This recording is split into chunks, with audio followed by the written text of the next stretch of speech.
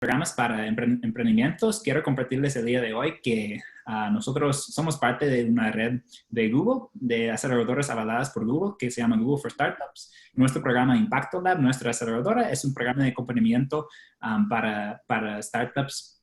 Y nosotros en los últimos meses hemos estado trabajando en adaptar este programa al formato virtual y también lo hemos abierto a startups de la región, de Colombia, Ecuador, Perú, Bolivia y Chile. Entonces, el día de hoy quiero compartirles que la convocatoria para la aceleradora está abierta hasta este domingo. De hecho, extendimos la fecha límite de la convocatoria debido a todos los pedidos que nosotros recibimos. Así que si tienen un emprendimiento y quieren saber un poco más de este programa de nuestra aceleradora, pueden ir a impactolab.net, es impacto con Q, lab.net, para ver toda la información y postular con su startup hasta este domingo, el 14 de junio.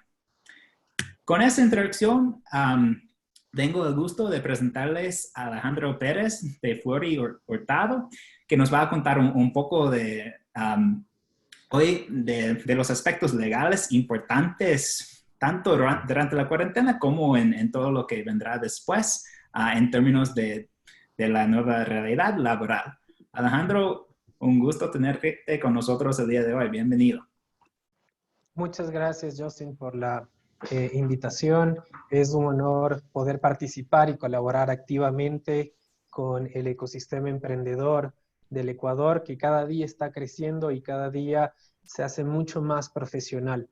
Hemos preparado esta presentación a fin de que sea de utilidad para tanto startups como pymes que han pasado este duro momento que fue la cuarentena y sobre todo tener claro de cuáles van a ser las reglas de aquí en adelante para que puedan desarrollarse de una mejor forma.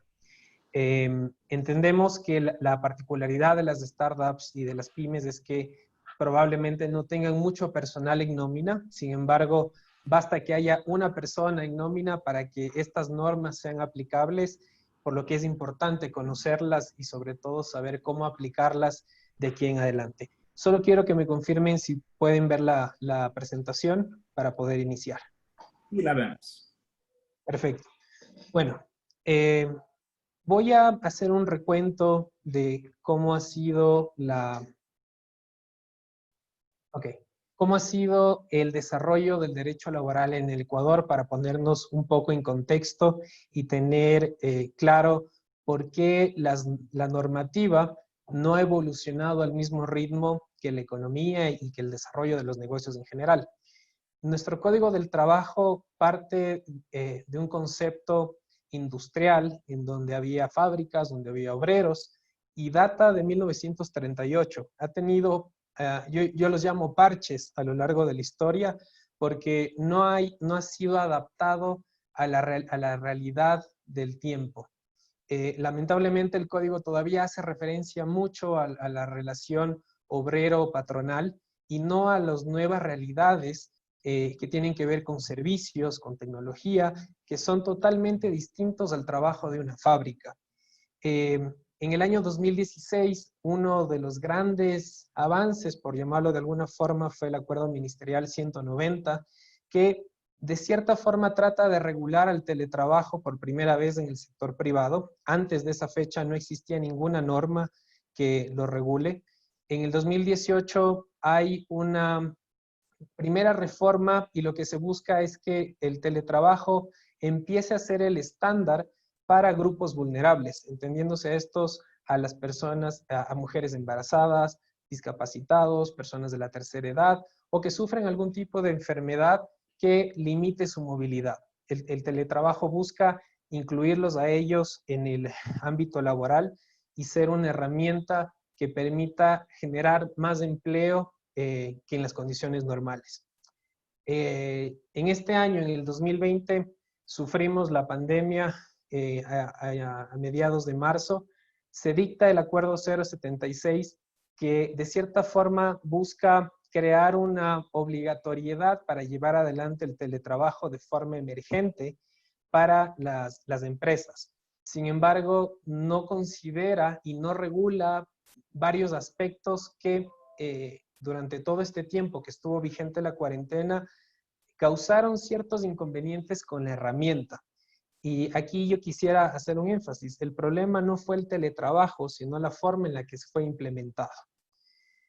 Solo para tener en cuenta cómo fue ese salto de teletrabajadores, hasta febrero del 2020, de este año, habían 14.500 personas que estaban en esta modalidad.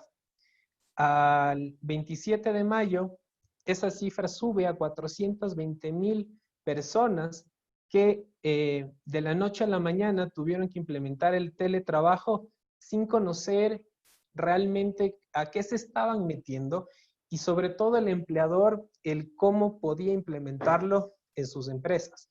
La ventaja de las startups frente a corporaciones y empresas mucho más grandes es que pueden ser más flexibles en la forma de adoptar y de manejar sus relaciones laborales. Hemos visto en empresas medianas que la inclusión del teletrabajo fue un dolor de cabeza, tanto para el empleador como los trabajadores, por la forma en la que se venía realizando el trabajo hasta antes de la pandemia. Esto nos pone en un contexto bastante interesante porque significa que potencialmente 420.000 teletrabajadores podrían continuar bajo esta modalidad, la cual brinda ciertos beneficios como evitar la movilización hacia el trabajo y tener tiempos muertos en ese sentido, el poder aprovechar mejor el tiempo de hogar, procurando crear un vínculo y un equilibrio entre la vida familiar y profesional.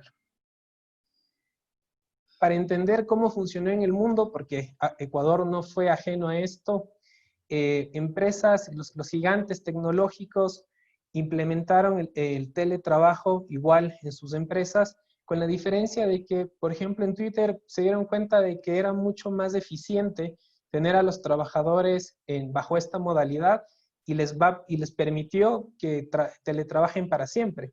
Lo mismo ocurrió con Facebook, que implementó el teletrabajo y lo va a tener como su principal modalidad hasta que las circunstancias cambien o definitivamente vayan por esta modalidad.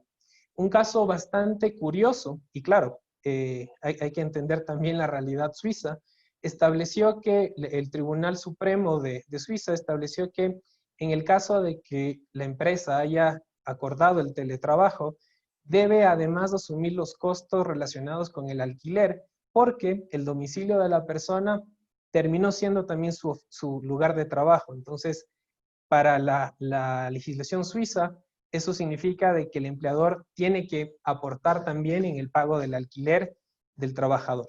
Sin duda, podría ser un extremo en el cual sería, no sé, ideal para la realidad ecuatoriana, aunque con ciertas limitaciones, evidentemente.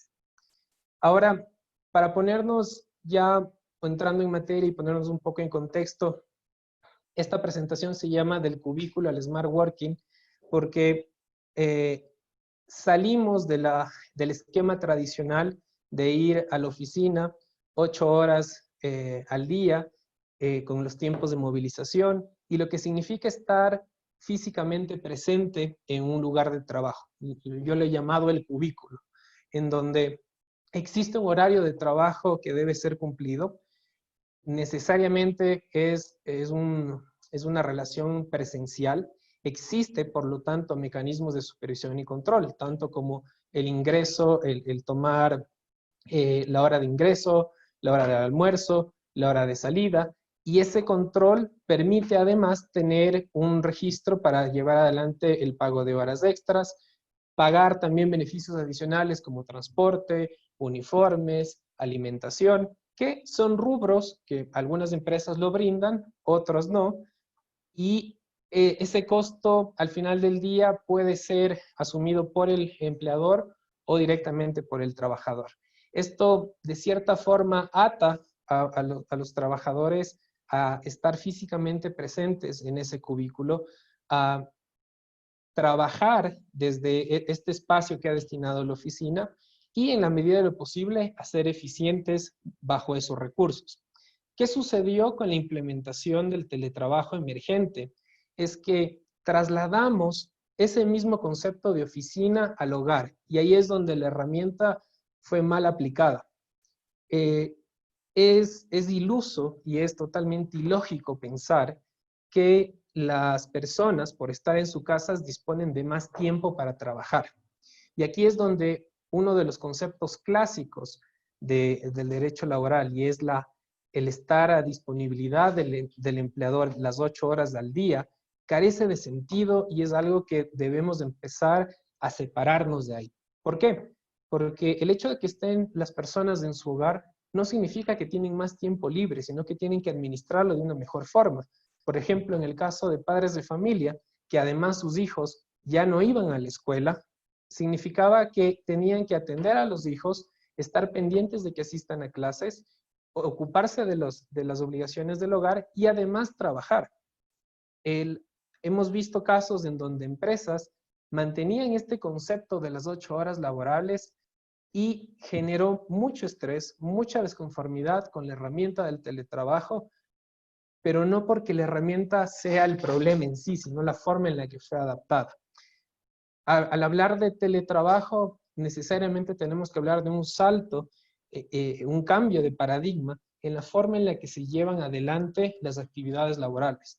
El pretender que bajo el teletrabajo existan 8 horas de disponibilidad para el empleador es simplemente irreal, porque estamos desconociendo las actuales circunstancias, estamos limitando la posibilidad de que la persona administre de una mejor forma su tiempo y pueda llevar adelante el trabajo de una forma mucho más eficiente y exista un mejor clima laboral, aun cuando no existe una oficina física, respecto de su empleador. Por eso, en el un lado está una madre de familia complicada trabajando desde el hogar, y en el otro lado está un padre de familia atendiendo a su hija, pero pudo organizar su tiempo para cuidar los aspectos familiares de los aspectos profesionales. Ahí es donde todavía nos falta muchísimo entender al empleador ecuatoriano el cómo debería conceptualizarse el trabajo de ahora en adelante. Entrando ya a los aspectos del teletrabajo como tal, hay varios principios que recoge el teletrabajo, y es que los horarios deben ser flexibles. La jornada de 8 horas diarias simplemente no sirve. Aquí ya no se mide el tiempo que el trabajador está a disposición del empleador. Se miden los resultados. Se mide el qué tan eficiente es la persona, el trabajador, asignándole tareas específicas en un periodo de tiempo determinado. Sin embargo, no está atado a una jornada específica. Es decir, mal haríamos en pedir a un teletrabajador que se reporte a las 9 de la mañana, que ingresa a trabajar, a la 1 de la tarde que sale al almuerzo y a las 5 de la tarde que sale de la oficina. Simplemente ese concepto no va con el teletrabajo, y ahí es donde nuestra legislación tiene esos problemas, porque es una legislación pensada para una relación obrera, para una relación de fábrica. Hay un principio que no estuvo recogido en el año 2016, tampoco estuvo recogido en el Acuerdo 076 del teletrabajo emergente, y es el derecho a la desconexión. De nuevo, el hecho que el trabajador esté en la casa no significa que deba estar a disposición el 100% de su tiempo al empleador. El derecho a desconexión en países como Francia puede incluso acarrear responsabilidades de tipo penal al empleador que hostigue al trabajador con correos, con llamadas, fuera de los horarios que estamos acostumbrados a que sean de trabajo. Este principio de desconexión está recogido de cierta forma en la ley humanitaria, que todavía está siendo debatida. Otro principio es que no haya un lugar fijo de trabajo y pueda yo llevar adelante el trabajo tanto desde mi hogar o desde un restaurante o desde el lugar que yo me sienta cómodo. Aquí hay un problema, y es que no se ha considerado todavía en nuestra legislación cómo los aspectos de seguridad ocupacional puedan ser adaptados a esta nueva modalidad. El principio de inclusión, que ya lo mencionamos, que busca que existan más personas con distintas condiciones que puedan ser parte del motor de la economía.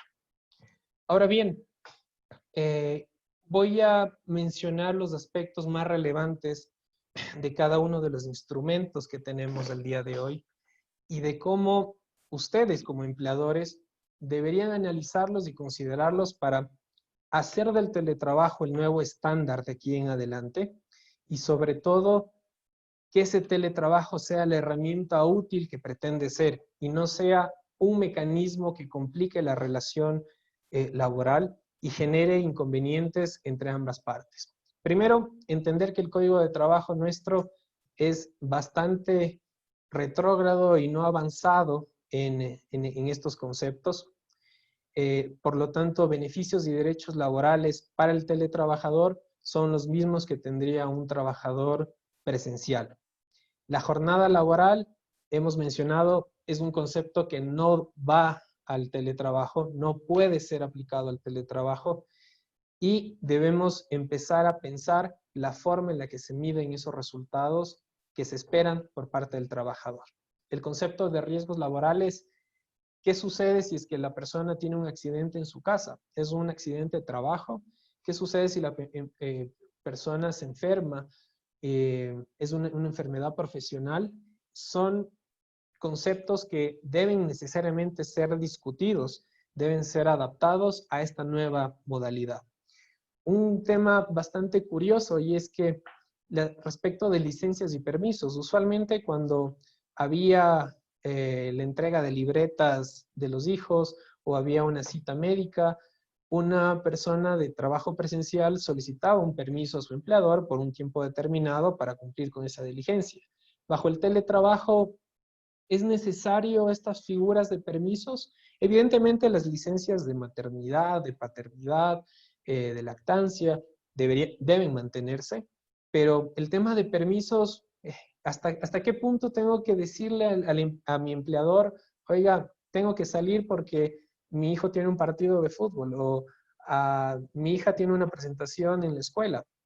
Puedo hacerlo, sí, debería poder hacerse y esa libertad, esa flexibilidad es lo bello de esta modalidad que lamentablemente todavía no ha sido muy conceptualizada, muy tratada y elaborada. Pero estos conceptos, estos viejos paradigmas en la nueva modalidad simplemente carecen de sentido, porque lo que nos interesa es que la persona produzca, sea eficiente y que haga y organice su tiempo de la forma que mejor crea conveniente. Este aspecto al reglamento interno les pido que le pongan mucha atención porque nuestro Código del Trabajo establece que el régimen sancionatorio de una empresa es válido siempre y cuando exista en un reglamento interno y ese reglamento interno esté aprobado por el ministerio. ¿Qué quiero decir con eso? Que si nuestra empresa no tiene políticas de uso de tecnologías de la información, no tiene una política de protección de datos, no tiene una política de confidencialidad y nosotros identificamos que hay un incumplimiento o una afectación en estos aspectos, si no están recogidos en el reglamento interno, simplemente no existe posibilidad de que se pueda sancionar al teletrabajador. Y aquí también van a existir nuevas faltas, nuevos elementos que deban ser analizados respecto de incumplimientos y de sanciones que pueda recibir un teletrabajador de acuerdo a su realidad. Por lo tanto, una actualización al reglamento interno es necesaria. La ley menciona que es obligatoria para las empresas que tienen más de 10 trabajadores, pero si tienes 2 trabajadores y no tienes reglamento interno, no puedes establecer sanciones. Ahí está la trampa de este concepto. El acuerdo 190 que lo mencioné, que es lo que está vigente el día de hoy desde el año 2016 y que necesariamente necesita una actualización para que sea este acuerdo o su enmienda el que regule los aspectos principales del teletrabajo. Hemos mencionado que hay un principio de voluntariedad, es decir, el trabajador podría solicitar al empleador acogerse a esta modalidad y debería ser válida para aquellas actividades que puedan ser realizadas bajo esta forma. El principio de reversibilidad también es importante. Puede que el trabajador, después de un tiempo, se dé cuenta de que el teletrabajo no es lo más conveniente para él y pida regresar a la oficina. Eso también debería ser posible de poder ser llevado a cabo. También el concepto de si es un teletrabajo permanente o parcial. Ahora existen varias empresas que han adoptado el teletrabajo de forma parcial, es decir, tiene una jornada mixta entre asistir físicamente a la empresa y el resto del tiempo trabajar desde la casa. Esto vemos que en el corto plazo es lo ideal, sin embargo en el mediano plazo ya el teletrabajo como un estándar sí debería considerar ciertas reglas y ciertas disposiciones para que pueda ser implementado de una forma mucho más eficiente. Por ejemplo, el concepto de horas extras y de control es algo que particularmente yo no lo veo necesario ni aplicable a esta modalidad. Si partimos del hecho de que no hay una jornada de trabajo que debe ser cumplida, entonces el concepto de horas extras suplementarias o extraordinarias también carece de sentido. Lo que sí podemos hablar es de bonificaciones a desempeño, que es un concepto distinto porque es sobre el resultado, no sobre el tiempo que el trabajador está dedicado al empleador. Esa diferenciación es importante realizarla. ¿Y cuáles van a ser esos mecanismos de control? Si es que es necesario controlarla o no. Sí creo conveniente que haya ciertos parámetros que deben ser establecidos. Lamentablemente nuestra cultura como trabajadores y como empleadores, al adoptar este tipo de modalidades, todavía es muy primitiva, todavía estamos familiarizándonos con este concepto, por lo tanto sí deberían existir mecanismos de supervisión y control que ayuden a guiar a las personas bajo esta modalidad. El acuerdo ministerial 76 y las personas, los empresarios que hayan adoptado esto, tengan en cuenta que va a terminar la vigencia de este acuerdo cuando se levante la emergencia sanitaria o cuando las partes así lo acuerden. Esto significa que tan pronto como la emergencia sanitaria se levante, el acuerdo 76 deja de tener efecto, el teletrabajo emergente deja de ser aplicado y volveríamos, al menos en el corto plazo, a aplicar lo que establece el acuerdo 190. Acá también se habla de jornadas ordinarias y especiales y el principal concepto es que se modifique el lugar de trabajo, pero traslada el mismo concepto de oficina a la casa y es ahí donde ha surgido muchísimos inconvenientes durante todo este tiempo de cuarentena en la aplicación del teletrabajo por esta errónea conceptualización de lo que debía ser. El contrato de trabajo, salvo que sea una nueva contratación, la mayoría de contratos que estén vigentes necesitan ser enmendados, necesitan ser actualizados bajo esta nueva figura, establecer cuál va a ser el lugar de trabajo o cuáles podrían ser los lugares de trabajo o cuáles no podrían ser los lugares desde los cuales un teletrabajador podría desarrollar sus actividades y cuáles van a ser esos mecanismos de supervisión y control que acuerden el empleador y el trabajador implementar para que la modalidad pueda ser, tenga su vigencia en el tiempo. Por último, mencionarles que en la ley humanitaria que todavía se está debatiendo, de hecho el presidente ya tiene el texto del veto, tiene que ser remitido hasta el 15 de junio para que siga el procedimiento. Hubiéramos esperado que esta ley sea aprobada hace muchísimo tiempo atrás, fue presentada en abril, imagínense cuánto tiempo ha pasado y la urgencia con la cual fue presentada ya dejó de ser tal. Sin embargo, hay un solo artículo, y aquí es donde hay que hacer un mea culpa como ecuatorianos y sobre todo el no presionar a nuestros asambleístas a que hagan su trabajo de una forma más eficiente. Hay tan solo un artículo que, si bien eleva el teletrabajo a una modalidad reconocida y lo incorpora al Código del Trabajo, todavía carece de muchísimos elementos y busca suplir esas falencias dándole la capacidad al Ministerio del Trabajo para que lo regule mediante acuerdo ministerial.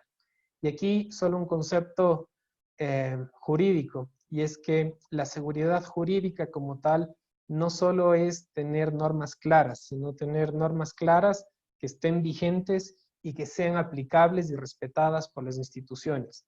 Si es que le damos la capacidad al Ministerio del Trabajo para que de un acuerdo ministerial establezca el día de hoy reglas del juego que mañana pueden ser cambiadas, no estamos dando una seguridad jurídica lo suficientemente fuerte para que esta modalidad permanezca en el tiempo.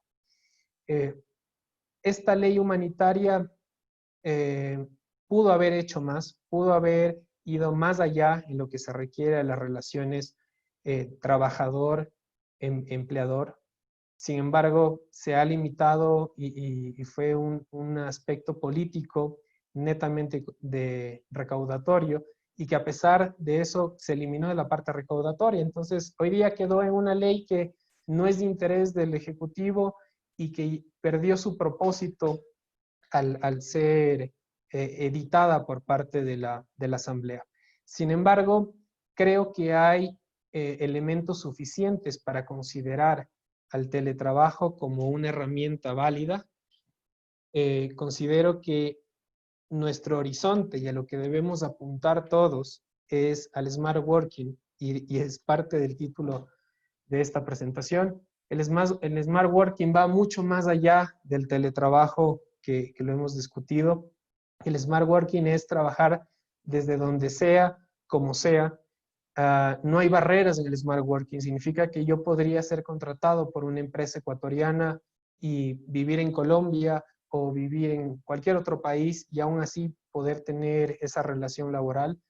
Es un principio de autonomía. O sea, la empresa confía tanto en sus trabajadores y los trabajadores confían tanto en su empresa que no importa que no se vean físicamente, la relación existe, el trabajo se realiza y es mucho más eficiente.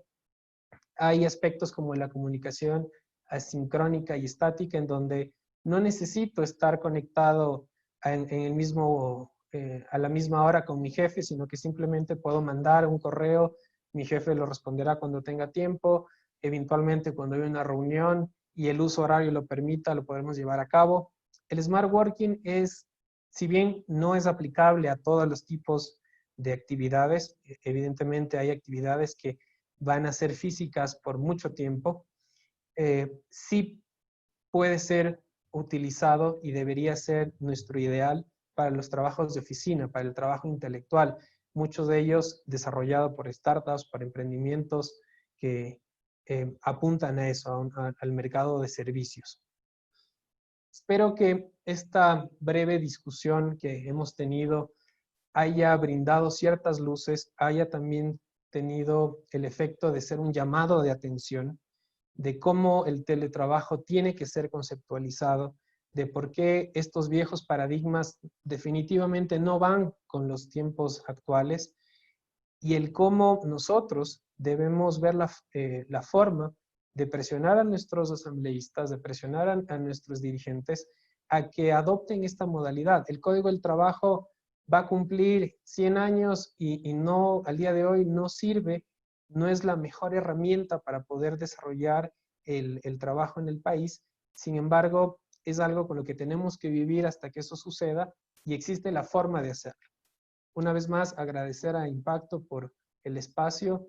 Quedo a su disposición para poder continuar esta discusión. Aquellos que requieran el profundizar aspectos ya particulares de sus emprendimientos y de startups, con mucho gusto los podemos atender.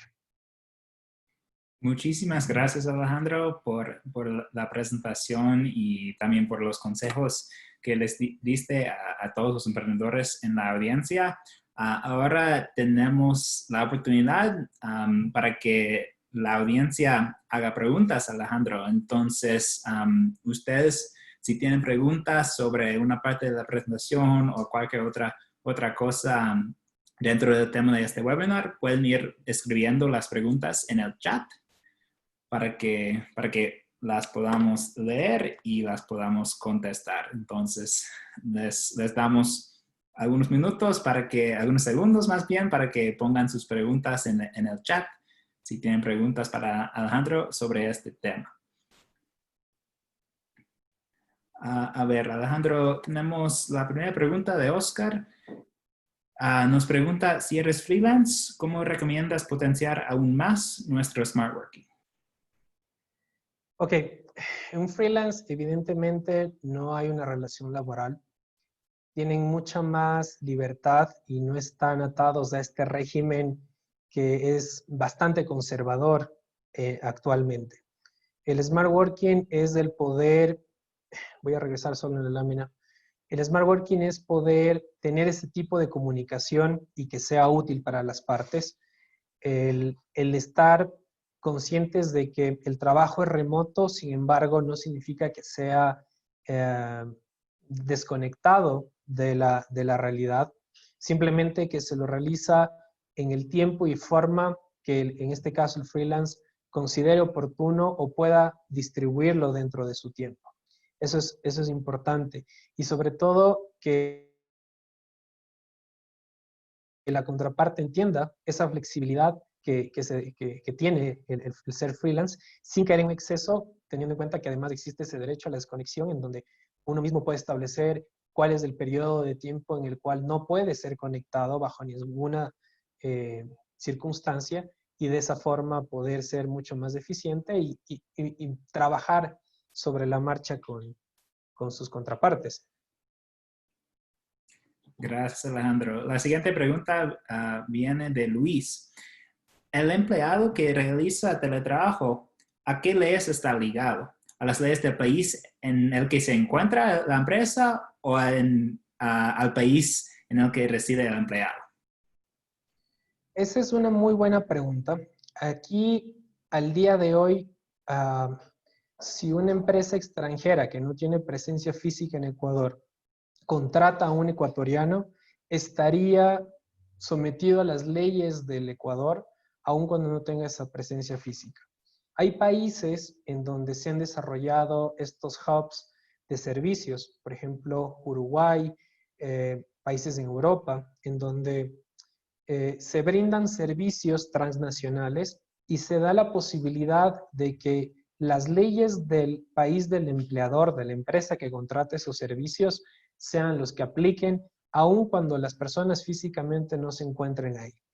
En nuestro país ese concepto simplemente no existe, serían trabajadores locales bajo el Código del Trabajo ecuatoriano, y ahí es a lo que debemos apuntar, a poder ser un hub internacional de servicios, tener una legislación laboral que proteja y cuide a los trabajadores sin duda, pero que permita que empresas de afuera capten el potencial, los recursos humanos que hay aquí en Ecuador, sin necesidad que esas personas se trasladen al exterior.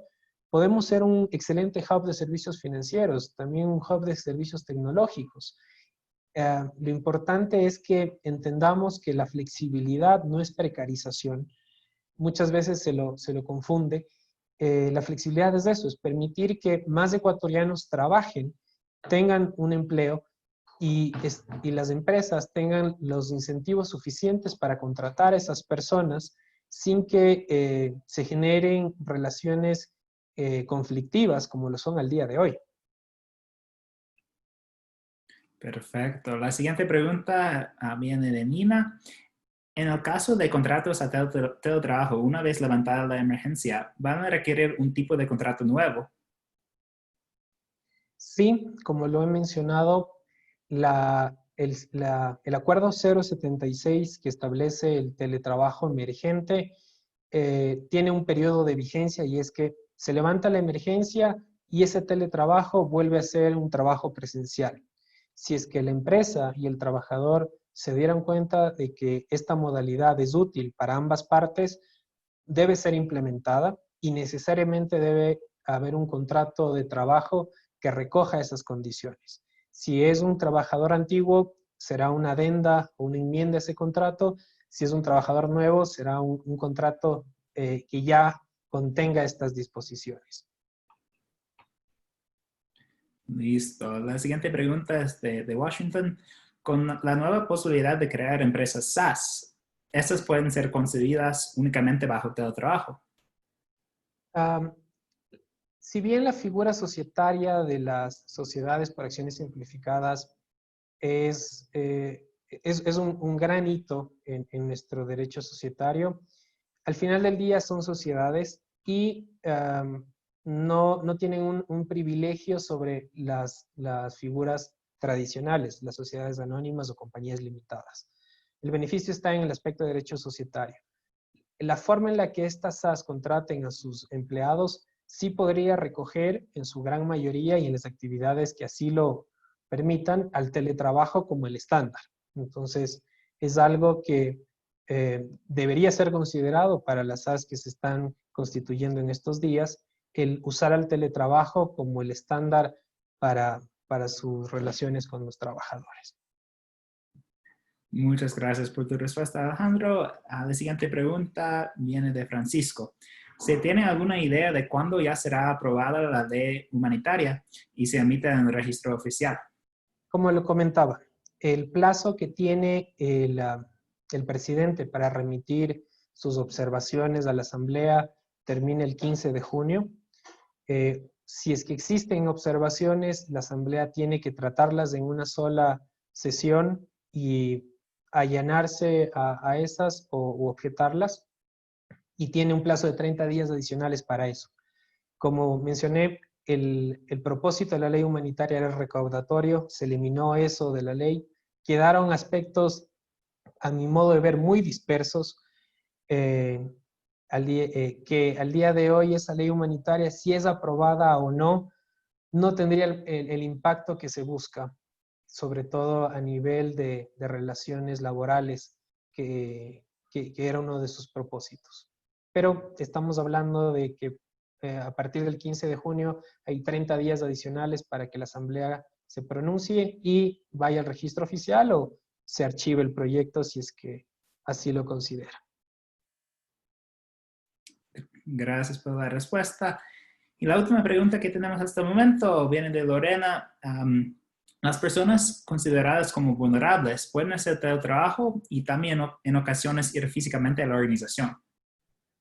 Sí lo pueden hacer, ese es el concepto del teletrabajo parcial.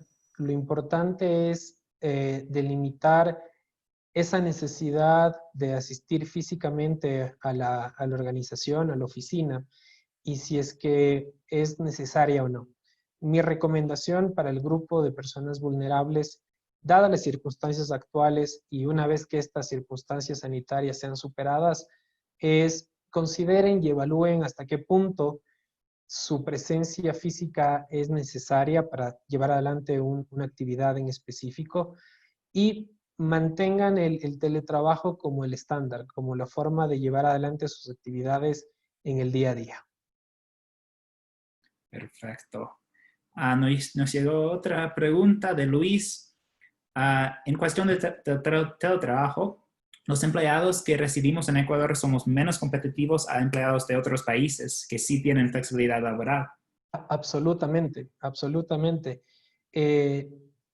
Lamentablemente, la flexibilidad laboral aquí en Ecuador ha sido satanizada.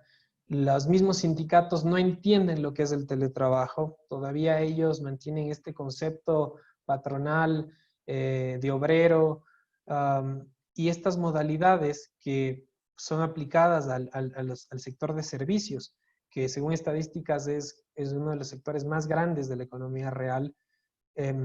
No ha sido todavía, no ha calado en esas instituciones. Entonces sí, los teletrabajadores en el Ecuador y los trabajadores presenciales son menos competitivos que países como Colombia o Perú, que son nuestros vecinos más cercanos. Necesitamos entender de una vez por todas que la gente necesita trabajar.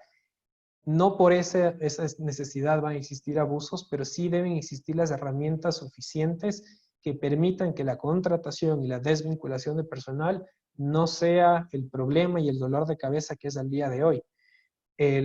La mayor barrera de entrada para contratar a una persona son los costos de desvinculación. Entonces, estamos evitando que que las empresas contraten a los trabajadores porque saben lo caro que es el desvincularlos y eso a nadie le sirve. Entonces, sí es un momento en el que debemos estar conscientes todos y propiciar que hayan espacios como estos, en donde se discutan cuáles deben ser esas condiciones laborales para que de aquí en adelante más gente trabaje y podamos sacar adelante la economía nacional.